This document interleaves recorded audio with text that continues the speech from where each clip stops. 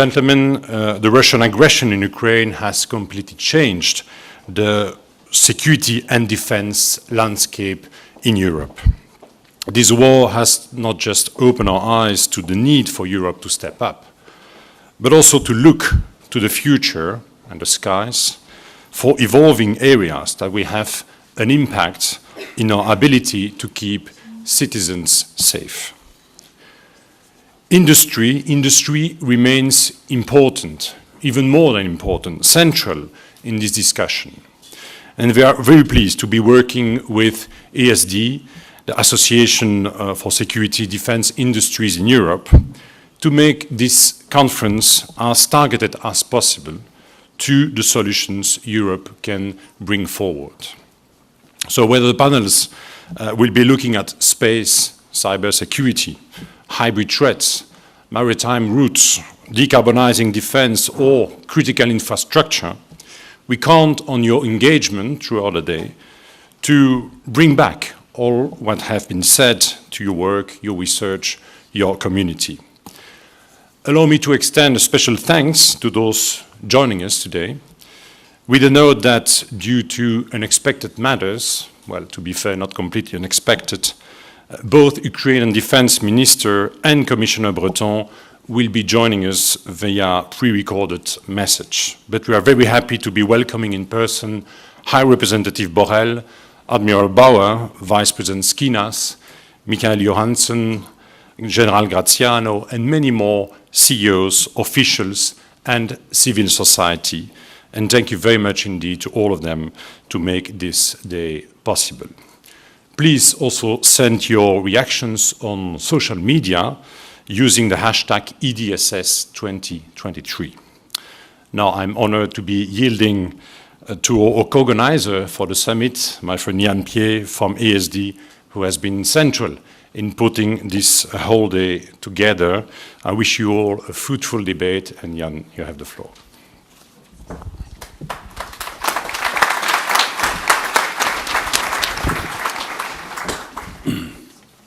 So thank you for that, Arnaud, and let me also extend my very warm welcome to all of you being with us in the room today. It's a pleasure to see so many being available for this important conference, and also for those of you being online, being with us following the conference, as it is direct streamed. So this is a pleasure. And I can only agree with what Arnaud said, that raising awareness today amongst policymakers and the public on the importance of the defense industry is really not needed in the same way it was just a couple of years ago. The daily reports from Ukraine show us just how vital it is to have the equipment you need at the time when you actually need it to be able to defend your country and your citizens against military aggression. And that freedom and peace are not a given seems to be something that is very obvious to everyone today. Still, we believe that this conference is more important than ever before, but for other reasons than raising awareness. What we are seeing now is that what we're living through is a real turning point. This is a change of paradigm, and it comes along with enormous challenges. These are challenges for citizens, for politicians, for our armed forces, and for our industry. For decades, we took peace and freedom as a given, and the public spendings focused more or less on everything but defense. And investment in defense-related R&D and acquisition programs has therefore been heavily reduced over decades, and this is a peacetime planning that has led to small production volumes and also decreased production capacities. So this is where we are.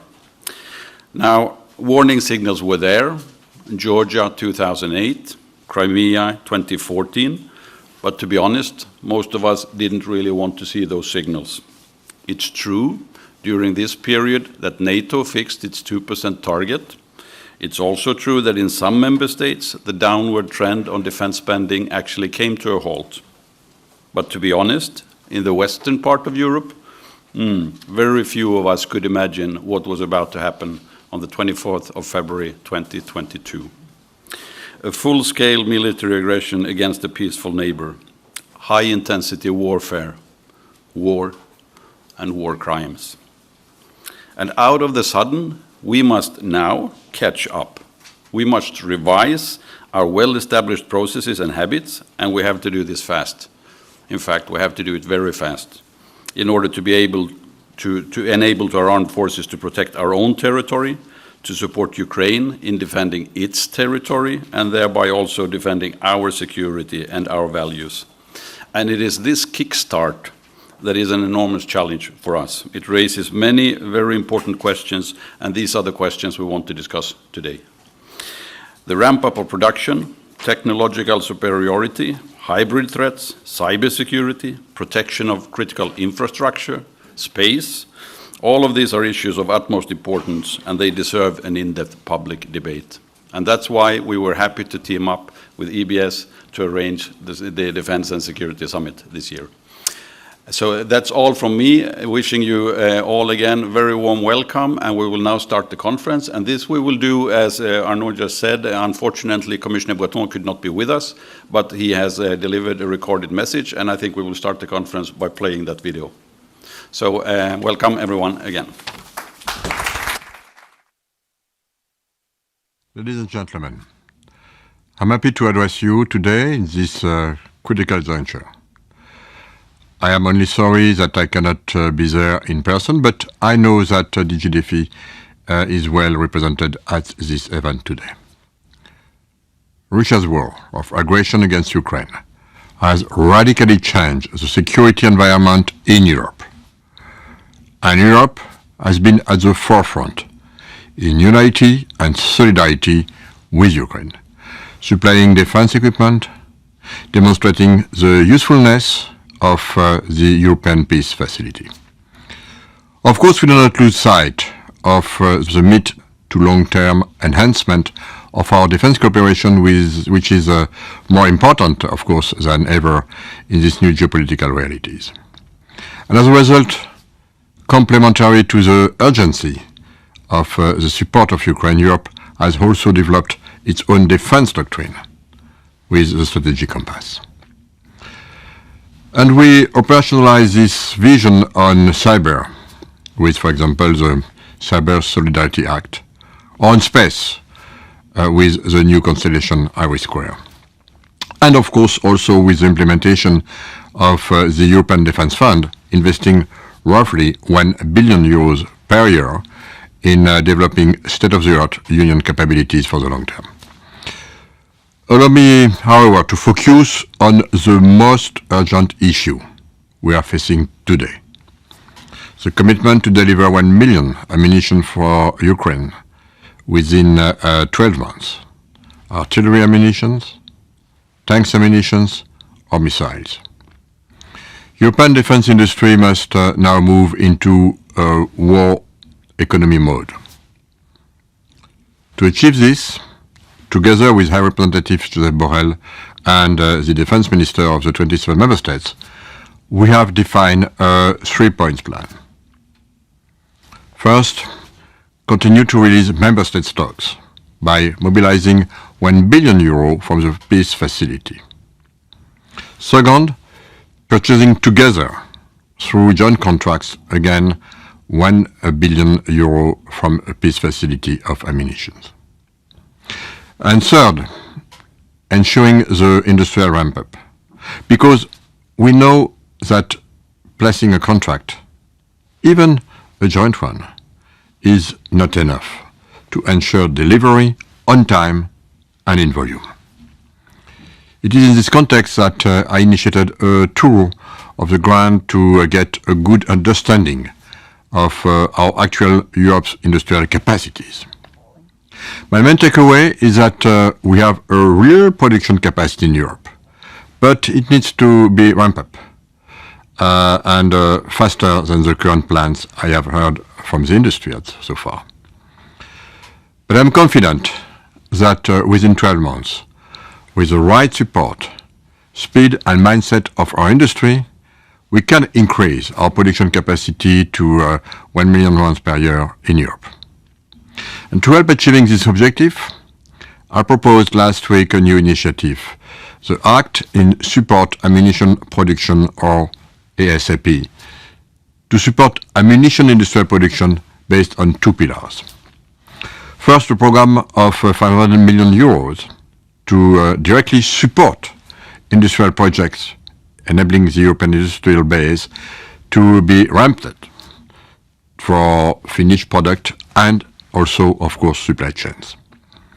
I therefore call on ammunition production companies to develop concrete projects very quickly, which could benefit from up to 60% co-financing to increase their production.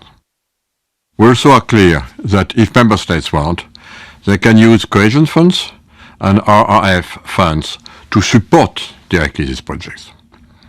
And we push on the financial sector, of course, also to take its responsibility and share of the effort and to ensure access to finance to the defense industry. The second pillar aims at lifting temporary any regulatory barriers to a fast ramp-up on permitting, working time, public procurement procedures, transfer within the single market of ammunition parts, and so on. With ASAP, we aim to consolidate the European defense industrial base to meet Ukraine's needs and meet Europe's new security challenges in the long term. While we are answering this concrete and urgent need, we are also consolidating for the long term our defense industrial basis to face the realities of high-intensity conflicts. This is important for Ukraine. This is also important for the security of our citizens in Europe. Thank you.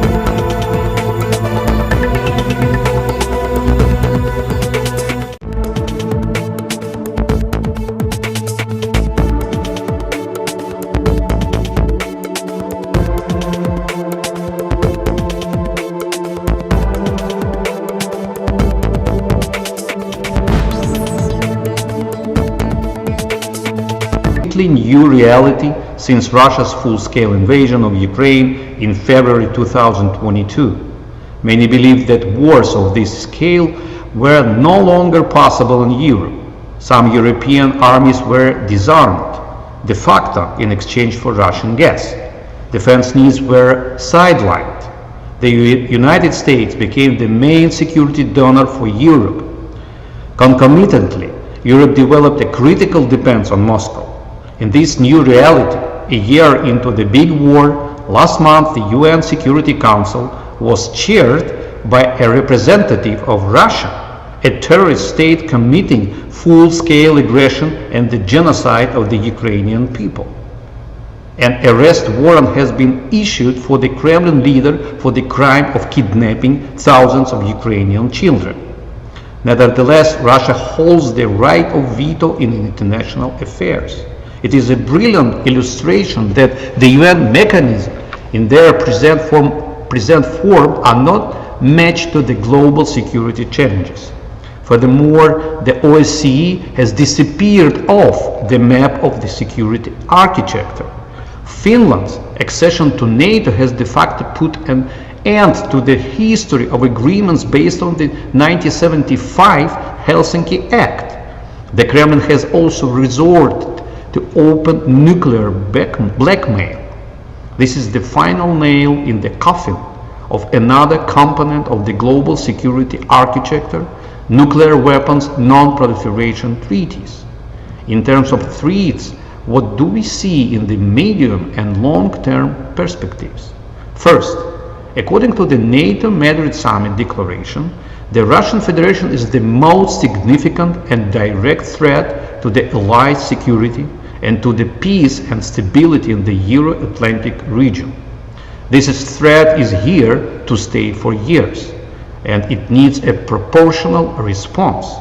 Second, we see a rapid reapproachment of the regimes that favor the world order based on the rule of force instead of the rule of law. Russia using Iranian drones to target peaceful Ukrainian cities is a brilliant illustration of their plans. Our war with the Russians isn't a local clash. There is no local solution, tactic or territorial change that would put an end to this war. In reality, this is a clash between civilizations, and its results will have consequences across the entire world. If Russian aggression succeeds to any degree, it will empower every regime interested in using force to get their way. Therefore, it is in Europe's best interest for Ukraine to win. What has the war taught us? Thanks to the assistance from the free countries, Ukraine is now performing the mission that the NATO was created for. Ukraine is Europe's shield in the east from the Russian threat. We are destroying a military power that was targeting European values and freedoms. The larger part of the power that we have stopped and are in the process of destroying is not even Russian, it's Soviet. We are completing the mission and putting an end to the Russian Empire. Together we have learned how to build supply chains of unthinkable scale and complexity in weeks, how to establish an enormous training system in months, and how to make all the political, diplomatic, economic, and military tools for work together for one common goal, how to adjust and how to win. If we want peace and security for Europe, we need to move forward. First, there is no alternative to Ukraine in the NATO. The Baltic Sea will become NATO's internal sea. There is no viable alternative to making the Black Sea a NATO sea as well. The alliance's security infrastructure needs to be scaled up to the east. Second, there is no alternative to scaling up the military-industrial complex. Weapons and ammunition manufacturing needs to be relaunched fast. This needs to be done to meet two goals. On the one hand, to replenish the stockpiles of European countries. After all, you have sent a lot of your stockpiles to help us, and we appreciate that. A strong modern army is a real security guarantee at the time when NATO can be blocked by a single country falling under Russian sway. On the other hand, time is of the essence. Prolonging or freezing the war means lost lives, means human suffering. Ukraine wants to turn the tide on the battlefield this year. Ukraine has already proven on the battlefield that victory is possible. But we need help. And it is important to note one thing. In order to guarantee a qualitative advantage in the future, Europe needs to rearm with an eye not on the past, but in our current experience. Ukrainian companies are also interested in cooperating, and we can bring a lot to the table. We have the most extensive experience of the battlefield usage of Western weapons. We are currently demonstrating the advantages of Western weapons over Russian weapons on the battlefield. That has been clear for the whole world to see. This will inevitably lead to defense strategic being redrawn and to change on the market. Fewer Russian weapons means fewer Russian influences. Therefore, it is in our shared best interests that Ukraine receives as much of the already existing weapons and ammunition as possible, as soon as possible. We will use it to crush Russia's offensive potential. In the meantime, European countries will get an opportunity to invest not in maintaining the equipment that will eventually become outdated, but in rearming with the new weapons. This will give Europe an advantage and strengthen its defenses while also providing a stimulus for its economy.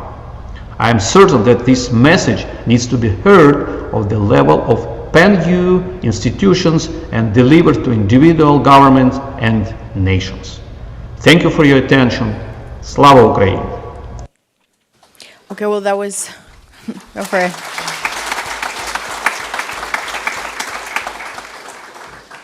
Okay, well, that was Ukraine's defense minister. To me, it was interesting that he talked about essentially everything that's happened over the past year. The idea was when the war started, in 3 days this is over, and now he's talking about we will finish Russian imperialism. So you could argue a lot happened in the space of a year. In your perspective, Minister from Lithuania, and obviously there's a very close geographical proximity, but also a history that you vindicate in terms of, well, your own history, but also the sympathy that you obviously feel for Ukraine. What's happened this entire year, in your view? What's changed for the better, worse, and how do you see things? Yeah, thank you very much. So yes, indeed, the conference is very timely, and the topic is very timely, because what is happening now in Ukraine, it should not have happened, in fact, because we had already many lessons learned, and we had already many red lines crossed. Take it like 2008 invasion to Georgia, 2014 annexation of Crimea, and this is where we had already those clear signals that Russia doesn't respect any international rules, any international order. They are just crossing the lines one after the other. So the war in Ukraine, it was the ultimate line that they were crossing. And this is the ultimate signal to us, actually, because there will be no other signals if we do not react and respond adequately.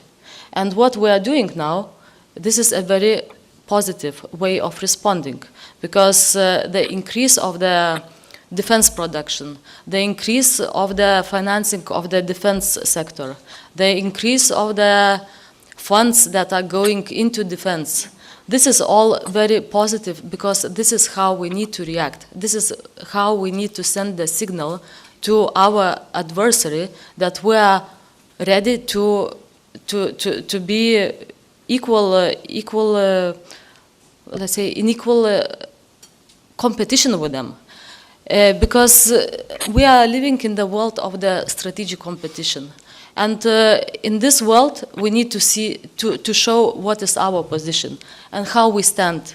And this we can do only standing together, united, and joining the forces. And this is what Mr. Breton was saying, how it is now the European Union reacting, and how it's investing into the defense sector. I think this is a very positive sign, because this is how we can join our forces, integrate our industries, and help each other to be in better condition, in better military condition, and to be in better state of preparedness, so that the potential adversary would not be able to do any harm to us, would not be able to cross the line. I'm very sorry, and it's very frustrating that everything now, what is happening in Ukraine, because this is like a testing ground where we are testing also our, I would say, military equipment, we're testing our preparedness, and it's very frustrating that it's happening in Ukraine, in the country that is very close from us. And it's our responsibility to help them. It's our responsibility to provide them with the weaponry, with the proper equipment. It's our responsibility to help them to autocratic system. The dictatorships are not able to breach this line, and that we are able to sustain our understanding of the world. And in this way, we are communicating to the rest of the world that we are strong enough, and we are ready to develop. And this is what should attract the other societies.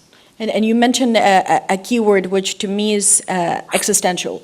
If you listen to President Zelensky on the Monday, and it is curious that Ukraine now celebrates Europe Day. It's what they have celebrated today as their big day this week. He talked about an existential war, essentially. When you listen to Vladimir Putin this week too, celebrating what he sees as his victory day, he also talked about an existential question for the Russian people. When you talk about existential, what does existential mean? And that's a question for you, but I would also like to put it to Karl. I think existential, it means what you choose as your modus operandi, as your value system. So Putin is talking about the past. Can I ask you though, do you think the Ukrainian people have a capacity to choose that the Russian people at this point do not? Meaning they're more able to choose what they want in the future for themselves than the average Russian in Russia at this point? It's difficult to speak about average Russian at this point, because Russia is the aggressor and Russia invaded the other country. And it's also very frustrating that it's not that much we see the signs of disagreement of the Russian society. I understand that there are many suppressions. I understand that the regime is strong. But, you know, I was growing up in the time of the Soviet period. So I can remember very well when my parents were in this resistential mode, and they were trying to be against the Soviet ruling and Soviet system. And there was no internet, the police, the KGB, militia, everything was in place, and believe me or not, but the regime was very hard. And the prosecution was really, really very hard. And at this point, when you compare current Russia, like present Russia, and the Soviet time, I mean, at that time, we managed to escape from Soviet Union. At this time, Russian people, they are still, I would say, silent. They are not really gathering in public places and not expressing their disagreement with the current regime. And is it silent? This is very disappointing. And you've manifested that you were expecting maybe more reaction from the people. I expected, really. The younger generation too, we've talked about. I expected that, of course, there is. For the war, I think the support is not quiet in Russia. For the war, the support is really very visible, because if you are together with the regime, you are together with the regime, and you can have benefits from the regime. But quiet support against the war, of course, it exists in a democratic society, to send a very clear signal that what we represent, the values that we represent, they are strong, that we are united, and we are capable of supporting our partner that is representing our values. Well, thank you for that, Minister. And Carl, I'm not going to ask you, he's joining us online. I'm not going to ask you how this ends. I mean, it's a very difficult question, but going back to the idea of existential, both sides say this is an existential moment for our two countries. In your perspective, what is the best case scenario? What is the scenario that you think may be more likely to manifest? But also, do you think people understand the implications that Russia somehow prevails here? The real implications that this have, or this is still hypotheticals on people's minds? I think to take up your question, that the war is of course existential for Ukraine. That's fairly obvious. I would say it's existential for Belarus as well, because if we go to what Putin really wants to achieve with this particular war, and it's been as explicit as we can expect. He said that he wants to get rid of Ukraine. He hasn't said he wants to get rid of Belarus explicitly. He has to take some consideration for his pal Lukashenko, but that's part of the plan. He wants to re-establish a greater Russia, perhaps not the Soviet Union, but the greater Russia of the sort that existed under the Tsar up until 1917. Do you believe that, Carl? Do you really believe that? That is the aspiration that he has? Well, that's what he said. Mm-hmm. I mean, he's been fairly explicit on that. And you can go to the recent tweets by the Vice President of the National Security Council, the former President Medvedev. Fairly sort of undisciplined tweets, but anyhow. He said very explicitly, Ukraine is not needed. That was the words he used. And said that he wants to rebuild what he called a big Russia. So, and Putin is not, he's not a madman. He's not impulsive. He has a very, I wouldn't say sophisticated, but a rather detailed view of where he sees Russian history going. And he can't accept this Russia that is today. He also sees, and that goes to the existential question, he sees the existence of an independent Ukraine, an independent Belarus for that matter, as a threat to his vision of Russia. The existence of an independent Ukraine, the existence of an independent, more or less, Belarus, challenges the greater Russia that he wants to build, and he doesn't see any future just for that limited Russia. I mean, it's a fairly consistent view of history. And that is why he said that with a democratic Ukraine, by the expressed will of its people, moving more towards cooperation with the West. Mm-hmm. That only increases the danger for his regime and accordingly has to move militarily. That's what he said. So the conflict is, of course, existential for Ukraine. It's their very existence and independence and territorial integrity that's at stake. But it's also existential for Putin, his regime, and his vision. It is not existential for Russia. Our war, or the war that is waged, is a war to defend against Putin, not necessarily against Russia. I mean, there will be an independent, there will be a sovereign, there will be a strong Russia in the future after this particular war. But there must not be a Putin regime. This conflict will in the one form or the other go on, as long as Mr. Putin is in the Kremlin. That's fairly obvious. And I think it's important to recognize that none of us can predict what's going to happen on the battlefield in the next few weeks or months or even year. But we must recognize that the conflict will be there for a prolonged period of time. There might be a pause, but there will not be peace until there has been profound change in the Kremlin. I would say there's not been, we will have uncertainty, instability between the Vistula and the Volga until that change in the Kremlin has occurred. And that is a question not of weeks or months, it's a question of years, it could be even decades. And we must shape our policies accordingly. And this goes to very many of the issues that you have been discussing already with Commissioner Breton. We need to go from a defense industrial base to a war industrial base. We need to do that fairly fast. We need to build European capabilities that are strong. And I stress capabilities. Capabilities are what's needed. Then you can use them either in a, preferably I would say, in a stronger and more balanced relationship across the Atlantic together with Americans, or if that becomes necessary or desired to do it in a more autonomous mode. But autonomy without capabilities is, it could even be dangerous, I would say. Mm-hmm. So the stress must be on building the capabilities, building them long term for our respective countries, and building them for Ukraine. We must look at the task ahead of building strong defense forces for Ukraine for the years to come, for the war and for what comes after the war, because the stability of Ukraine is really the key to the security and stability of Europe in the years to come. And I should go on for too long, but I'm saying this without taking into consideration all of the other issues that are on the table. I mean, we're living in a time of increased geopolitical strain, that's fairly obvious. We are living in a time of very profound technological revolution. I'm coming from a couple of days in Washington discussing the interface between national security and artificial intelligence. And we are coming from a period of accelerating both in economic and environmental fracturing, affecting countries. Look at what's happening to Sudan, look what's happening to Pakistan, and these things should also take into the new priority, urgent priority that Europe must give to its security, its defense, and related policies. Well, thank you for that. And there's a question that I want to put to you both.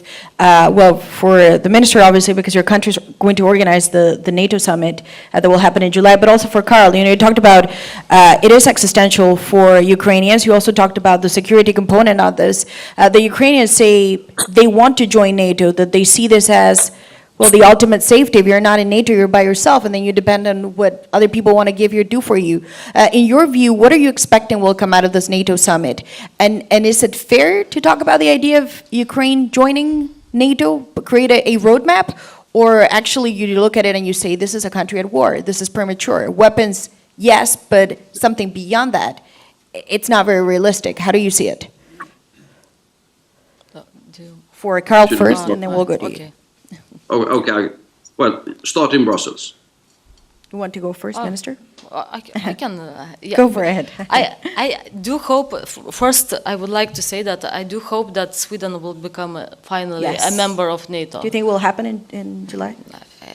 I don't know. I'm just. I mean, I am expecting that Sweden would become, and we would reach final agreement among allies, and Sweden will be a member of NATO, because we need Sweden as a member of NATO. The Turkish election is happening soon, so I guess that so could we will see how it develops.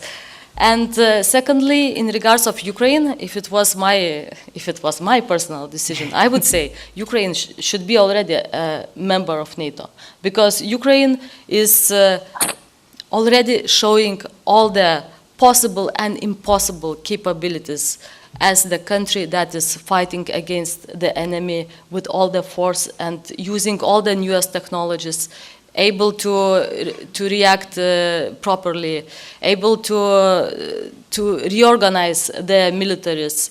I mean, it's really amazing to see what kind of solutions they have in place, and we have so many things to learn from them, like innovations from the military equipment that are tested in that battleground.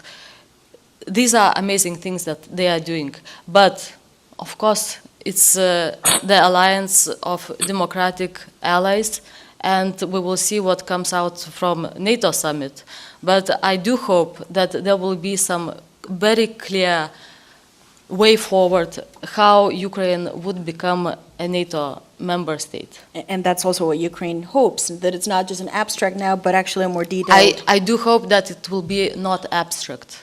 But again, it's a consensus-based international organization, and we need to respect everybody's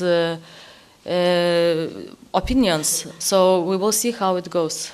And Karl, what about you? I mean, the Ukrainians, to some extent, even seem to accept that while the war is going on, obviously they can't join, but that this is just as big as joining the European Union in some ways, that this is the biggest deterrence they can possibly get. For you, is it a good idea? And ultimately, how do you see this play out? Because the question, it's a defense summit, it's very fair. I mean, what happens to NATO from here? Well, I would expect that they will find some sort of diplomatic compromise in Vilnius. There are different perspectives in to say, the Lithuanian government or the US government on this particular issue. And I would argue it's not the point at the moment, because no one really sees the US army deploying to Bakhmut. That's not going to happen. NATO is not going to go to war with Russia at this particular point. I mean, that's a fact of life. But what we need to do is to arm and help Ukraine. Short term with ammunition, long term or medium term with tanks and aircrafts and whatever, long term with building up a credible defense force so that Ukraine can defend itself with the assistance that we can give. That's the urgent thing that needs to be done now. Then I'm quite certain that when we have a stable and secure Ukraine, and in parallel with the accession to the European Union, it will move into NATO as well.